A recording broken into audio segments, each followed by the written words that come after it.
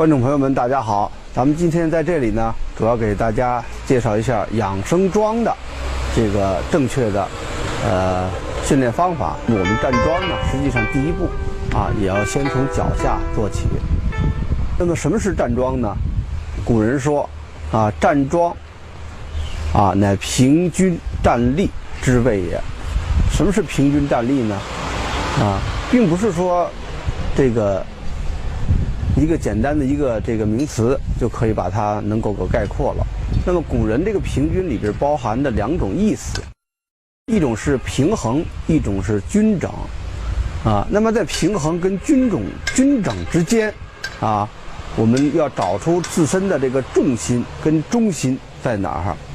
儿在哪个部位。那么你比如说我们以前在这个著作当中告诉大家，就是在站桩当中要把两脚的位置放在前脚掌的2/3的这个位置。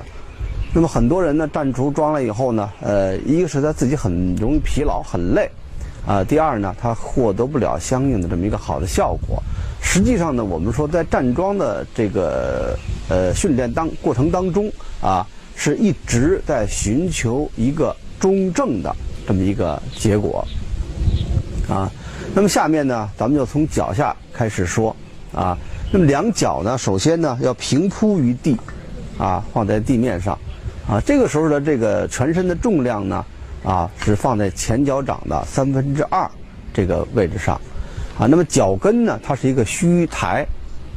脚跟稍微虚抬到一个什么程度呢就是我们的脚跟下面如果插上一张纸，能够给它撤出来或者是呢更加形象一点呢，就是我们在站桩的过程当中，脚跟上踩上一个蚂蚁，这个蚂蚁呢既不能让它跑了还不能把它给踩死这个时候就是古人讲的叫金劲儿拿着这么一个劲儿拿住它这个两脚平铺于地以后我们说这个重心找好以后要10个脚趾要微微的抓地10个脚趾要微微的抓地，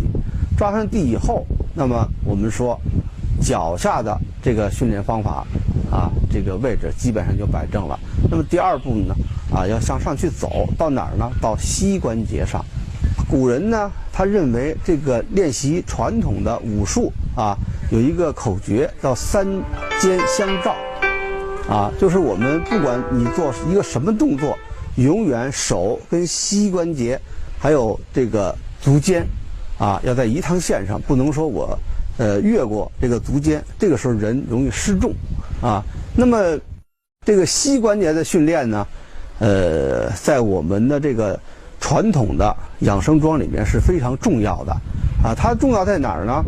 实际上我们说人有一松必有一紧它是松紧相互转换的。很多人呢就是看站桩，大家都认为就一个很简单的方法，往那儿一站就不管它了它很松。实际上这种认识是不对的。如果我们说你的膝关节如果这个做的不到位的话，那么我们在站桩的过程当中是会越站越累的那么膝关节它的正确的训练方法到底应该是怎么样的一个方法才算对的呢实际上我们说身体站直了以后把两个脚平均分开，与这个肩同宽这个时候呢，这个膝关节大家尽量呢不要这个向前去跪用这个姿势，这是不对的就是站直了以后很懈怠的体会一下膝关节的动作就是咯噔那么一下就够了，千万不要这个膝关节超过这个足尖。我们现在看很多练习太极拳的这些朋友这个功夫往往是下得越深对膝关节的这个损害是越大所以这个咯噔这一下呢就不要再向前去了，就保持这么一个状态只要不超过足尖就可以。那么弯曲下来以后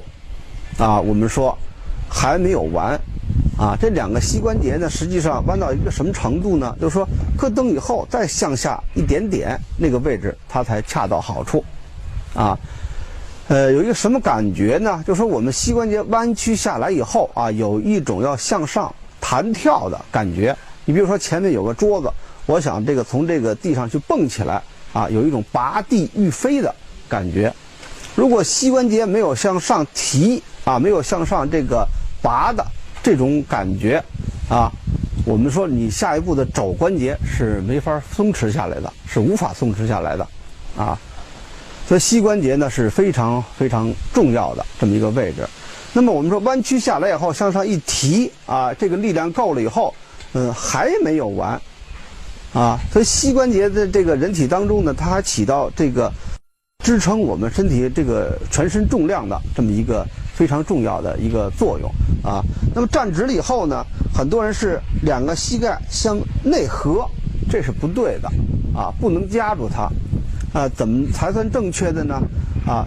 两脚与肩平行平宽以后啊，同宽。我们说要有一个很形象的这个感觉，这个比喻啊。前人呢认为是什么呢？两个膝关节之间啊，你要如果让它圆撑以后啊，你的足三里才能得到这个训练。老先生们讲这个膝关节的训练方法的时候呢，经常有一个很好的比喻，就让我们的两膝之间呢要加一个缸，啊，一加缸以后呢，我们的这个裆部它就圆了啊。大家看一下，它不是说一加缸向下去加，实际上这个缸呢是圆满的。一加缸以后，两个膝关节的内侧好像有一个东西在支撑着它，反而呢它会让我们的这个膝关节保持的是非常的中正。这个时候两脚的重量呢是放在脚掌的偏外侧啊2/3的这个位置上，这个时候我们才能够很稳当，才能够固定下来。所以说呢，它的一个最重要的地方就是两个膝关节千万不要向内合啊，要向外撇啊，夹住它。只有向外这个撇的这个动作做对以后啊，我们在这个膝关节的这个外侧，我们说啊，有一条这个多气多血的啊足阳明胃经啊，这里边有一个非常重要的穴位叫足三里啊，只有足三里你给它调动起来了，我们的这个气血才能够在很短的时间内充盈起来啊。这么我们说只有向外一撑，我们的两个这个足三里啊，它的力量撑起来以后啊，就是可以起到按摩跟这个针刺这么一个效果啊。前人也讲嘛，是吧？这个常揉足三里，胜吃老母鸡啊。可是这些方法，你灸也好，针也好，我个人认为它都不如我们在站桩的时候啊，它来得快啊。一般的来讲呢，我们说，如果你把这个膝关节的姿势啊给它摆对了，在1周左右的时间啊，我们的身体都会有一个不同的这个变化啊。所以说大家呢，这个在找准自己的位置的时候，同时一定要注意膝关节的这个中正与否。那么我们说，从脚上到膝上啊，这两个部位调整以后，那么向上还有一个部位，就是我们的这个髋关节啊，咱们过去呢也叫胯啊。在中国武术呢，对胯的这个位置的描述呢也是非常重要的。比如说像我们过去练功的时候啊，老先生就是拿一支这个钢笔放在哪儿呢？放在这个腹股沟的内侧，他要让你去夹住它。当时过去这个桩是很低的啊，这个桩啊，就是这个两个股骨沟内侧要向下去夹，向内去合它啊，一合它这个力量它就出来了，就圆满了啊。可是，一合的时候，很多人呢啊，这个臀部啊，就是咱们说的屁股就撅起来了，这是不对的啊。一夹这个笔，完了向下一坐，正好呢有一个叫溜臀提肛的这么一个动作啊，人才能非常非常的这个中正啊。那这个里边呢也有一个窍门，实际上就是什么呢？老先生给我们描述这个拳的训练方法的时候呢，他说叫什么呢？叫似坐非坐。好像我们刚从一个高凳上要起来，还没完全起来啊。他说全身所有的关节要保持一个似屈非屈、似直非直的啊这么一个状态啊。所以说这个髋关节啊，这个胯关节啊夹紧以后，全身放松啊，有一种身如抱钟的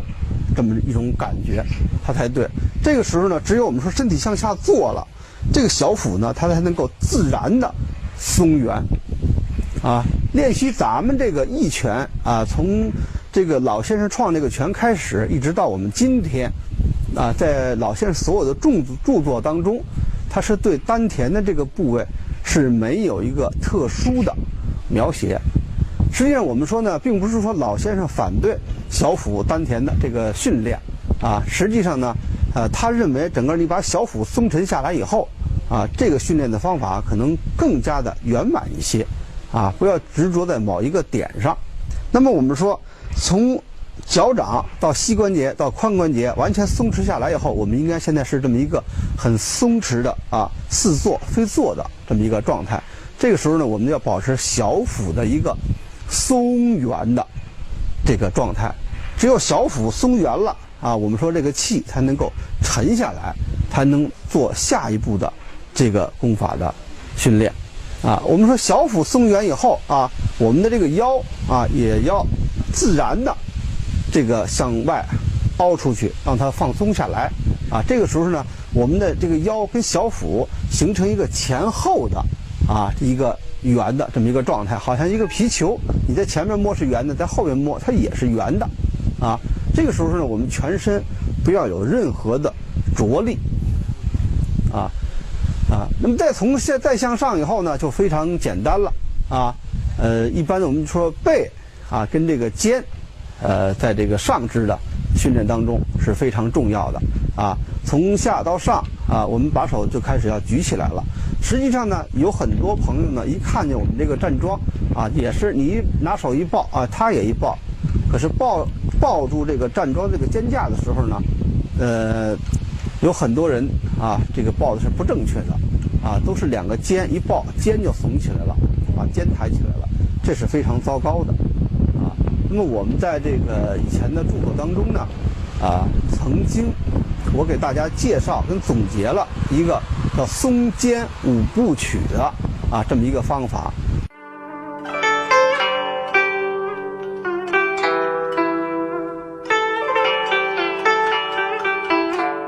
我们说全身都放松了啊，自然这个下垂了，想把手抬起来抱住的时候呢，啊，它有5个简单的动作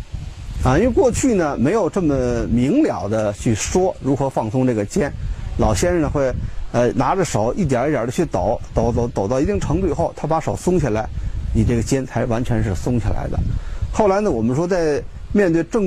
这个众多的啊这个习练者的时候呢，不可能每个人啊都去给他逐一的去辅导，那么我们就总结了一个松肩5部曲啊。就是哪5部曲呢？实际上也是非常简单的啊。你比如说，我们说在第一步，把2个手轻轻的给它抬起来，不要用任何的着力啊。肩，尤其是注意肩，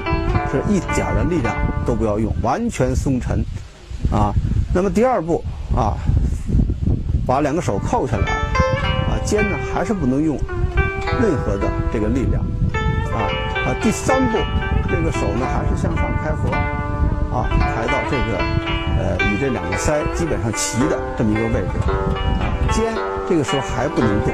啊。第4步啊，基本上与我们这个下颌啊平行的时候不动啊。第5步一翻手，就是我们讲的啊，我们要站桩的啊，抱住健康的这个桩法。它这个桩法呢也叫混圆桩啊。在抱住的时候呢，大家看一下这2个肩啊，不能有一点的这个紧张啊，所以说非常的这个简单。我再重复一遍啊，就是做快了以后就是1、2、3、4、5，一翻手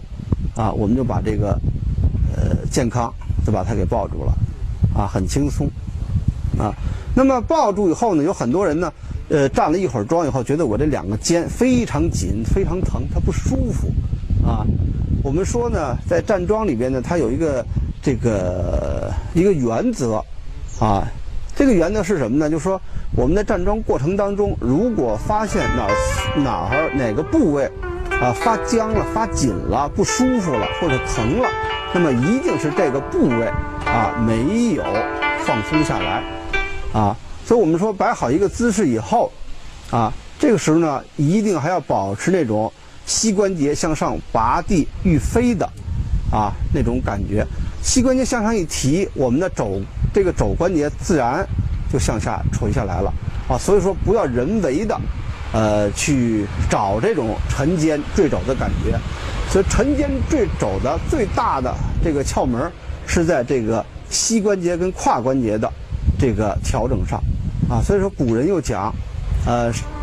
手与足合，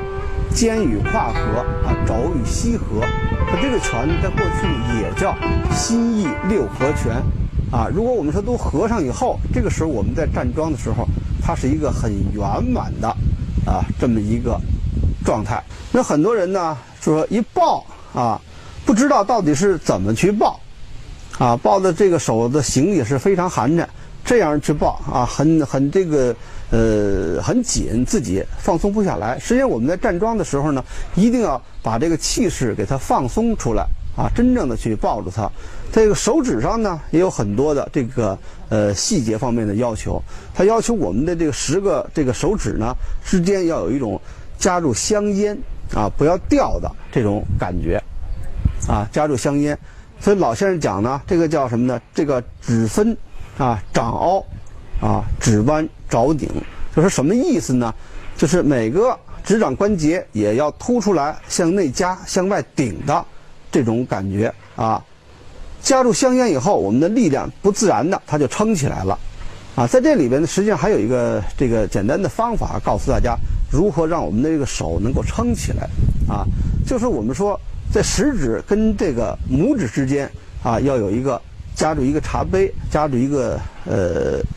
东西的这么一种感觉。用小指呢跟拇指之间也要掐住这么一个东西的感觉，这样食指跟小指还有我们的拇指，它就形成了一个三角的这么一个支撑。那么三角支撑建立起来以后，我们的这个劳宫穴自然呢它就凹进去了虎口呢大家看一下，虎口呢也就自然的就圆撑了就达到了老先生们对手型的这种最基本的这个要求。所以说呢，在这个站桩的训练当中我们不一定都非得必须要寻求那种一松一懈到底的那种感觉老先生呢，他曾经化用了太极拳谱当中的一句话在站桩的过程中告诉我们，叫松而不懈，紧而不僵。就是不能说你说让我松我就全都松垮，这是不对的。你说让我一紧起来我就跟那瞪眼，还不对。它是形松我们的形松意紧，意识呢要紧张起来这个才是站桩的这个要求跟要领。那么我们说如何把这个手心给它紧起来把这个全身给它协调起来、统一起来，这个里边呢古人对它有一个描述就是我们这个肩要松，背呢要圆，一圆这个肩一扣，自然呢我们这个胸就含起来了所以咱们传统文化里面，不管是书法、绘画还是古琴，全都讲究这个沉肩坠肘你只有背圆了、肩扣了我们在抱起这个球的时候才非常非常的轻松那么有的时候呢，我们一抱就会形成这个两个肘不去管它了在这个时候呢，我们的腋下其实还有一个非常重要的这么一个训练的一个方法，就是说什么呢？古人讲叫腋下要有绒球的这种感觉你说绒球的感觉大家不知道，就是说什么呢？好像我们说这个腋下要加一个馒头，不能让它掉了。这样的话呢，就肩撑肘横。我们做起这个桩法了以后，自然而然的这个肩架呢，它就浑圆起来了，就统一起来了那么我们说再向上这个脖子还有这一些要求就是古人讲项要挺拔，就说我们不能说我站桩的时候这个头歪着斜着这个向前向后，这个都不对项要挺拔。我们的头顶上那正中的百会穴呢，要如同有一缕这个丝线啊，从上向下给它掉下来，让我们好像自己这个身体是垂下来的啊，随风飘荡的这么一种感觉啊。那么在下颌上呢，要求我们这个整个这个下颌跟这个喉头这个部位要有一个夹住一个球的感觉，加一个乒乓球大小的啊这么一个东西，就轻轻的一回就可以了。这个自然而然的呢，这个头顶这个向竖这个动作呢，就基本上就完成了啊。所以我们现在看一下这一个标准的一个很完整的啊这么一个混元桩的这个训练方法，基本上呢就算这个完成了啊。那么我们说把肩架调整好以后啊，两个眼呢要目视前方啊，目视前方啊，似闭非闭就可以了啊。随时呢我们整体呢啊都要保持这种啊这个似坐非坐啊，似笑非笑啊，这种非常舒适的这个感觉就够了。那么很多人呢站时间长了以后啊，说我站这个桩站一会儿，哎，我这个浑身这个累疼了，膝关节也疼，肩关节也不舒服啊。这个呢往往是我们在练功当中，在站桩当中呢，就是没有把精神跟意识给它统一起来的这么一种结果，是错误的啊。那么我们这个养生桩呢，在过去呢原名也叫意拳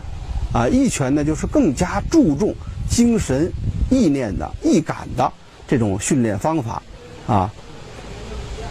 那么很多人说我们把这个肩架摆完了以后啊，站上3-5分钟感觉到累了啊，这个是不对的啊。在这里边呢，就是我们要向大家就传授一个古人过去认为是不传之秘的啊这么一个方法。很多人呢一说啊这个站桩，就好像呢是我们这个看到的这个树桩或者是电线杆子啊，跟那儿一站啊，这是不对的。实际上呢，这个桩法的训练当中啊，它是有一种微动，或者是我们称之为叫内动的训练方法啊。在这方面呢，前人啊有过他很重要的一个描述啊。所以老先生有一句口诀讲的就是叫什么？大动不如小动，小动呢不如蠕动，蠕动之动才是生生不已之动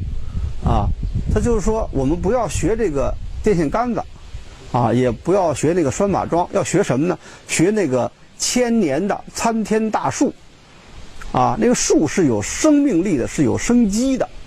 啊。你看不出它动啊，实际上它里边无时无刻不再发生一些微小的变化。那么我们站桩呢，跟这个树的运动形式基本上呢是很相近的啊。所以我们站住以后呢，把肩架调整好，全身放松以后啊，要找一个非常特殊的这么一个感觉。这个感觉是什么呢？就好像我们两个这个脚呢是踩在这个水里面啊，一前啊一后去游荡啊，这个身体。我把这个幅度做大一点啊，大家看一下，就是一前一后，就好像我们在一个齐胸深的这么一个水池当中啊，跟这个水波产生一个前后的这么一个推荡，这种感觉就是要让我们产生这个身体跟外界有一种阻力的这种感觉，全身前后的这么晃荡。所以我们后来就用了一个成语给它这来形容它啊，就是站在水中就是悠悠荡荡啊，一前一后啊去游荡它。这个就是老先生说大动啊，这大动呢它不是小动，这个是我们是在外形上能够看出来的这种动啊。那慢慢的站，去把这种大动给它缩小到一种小动啊，基本上没有什么幅度了，可是还在动啊，大家也能够看出来啊，它在动。那么到最后呢，小动是不如蠕动，我们站在这儿了，你基本上啊看不到它在动啊，实际上我们里面依然在动。这个就是桩法的这么一个训练要求啊。有很多人呢就说，我们从上到下，从下到上调整完了以后，从头顶一直到脚底，全身都调整完了以后，形体调整完了以后，我们还有一个精神方面的这么一个调整，怎么调整呢？就是我们站在水里边，要想这个一生中最高兴的一件事情，这最高兴的事情呢是没法跟人分享的，咱们老百姓叫偷着乐，实际上古人说叫窃喜。你在这儿甜甜蜜蜜的去舒舒服服的去享受它，找这种非常非常快乐的内在的这种感觉，这个是非常非常好的，很舒适的。那么我们实际上老先生在设计这个养生庄的时候呢，他根据不同的这个人群，他又把这个姿势呢做了很多的这个调整。你比如说我们说年轻的时候练这个站桩，它需要我们的这个要下很大的功夫你比如说这个步伐很低这个架势很高，你这么去站这是很吃功夫的那么实际上呢，他在养生方面呢，老先生就把它又做了进一步的改革在养生方面呢，老先生讲，我们如果这个手你说我这个力量不够，我抬不到你那个高度你抬到哪个高度可以呢？我们可以向下到胸，可以还再向下到腹部还可以向下到哪儿呢？到脐部在这里边呢，老先生给我们做了一个这个非常宽松的这么一个环境它有一个这个原则，只要不违背这个原则，老先生认为都是对的。这个原则是什么呢？他认为我们手的位置在人身上叫高不过眉说我这个举到这儿了，这个不对了就这个人呢，他就破体，这个力就出肩了高不过眉，低呢不能过脐不要过脐，过脐得不到锻炼了